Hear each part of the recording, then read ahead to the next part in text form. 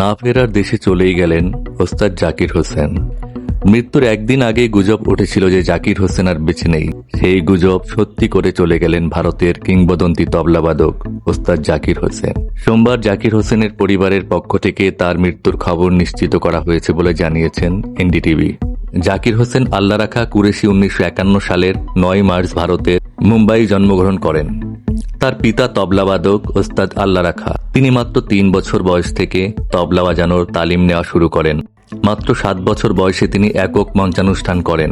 তিনি মাহিমের Saint Michael's high স্কুলে পড়াশোনা করেন এবং সেন্ট জেভিয়ার্স কলেজ মুম্বাই থেকে স্নাতকোত্তর ডিগ্রি অর্জন করেন। ওস্তাদ জাকির হোসেন 2000 সালে ইস্তাম্বুল আন্তর্জাতিক চলচ্চিত্র উৎসব, মুম্বাই আন্তর্জাতিক চলচ্চিত্র উৎসব ও 47তম জাতীয় চলচ্চিত্র পুরস্কারে পুরস্কৃত হন। তিনি কয়েকটি চলচ্চিত্রের সুর আয়োজন করেছেন। ওস্তাদ জাকির হোসেন হৃদযন্ত্রের জটিলতায় নিবিড় পরিচর্যা কেন্দ্রে ভর্তি ছিলেন। তার ঘনিষ্ঠ বন্ধু রাকেশ চৌরাশিয়া এবং জাকির নিজে সামাজিক যোগাযোগ মাধ্যমে বিষয়টি নিশ্চিত করেন। জাকির 2024 সালে 15 ডিসেম্বর মার্কিন যুক্তরাষ্ট্রের সান ফ্রান্সিসকোর একটি হাসপাতালে মৃত্যুবরণ করেন।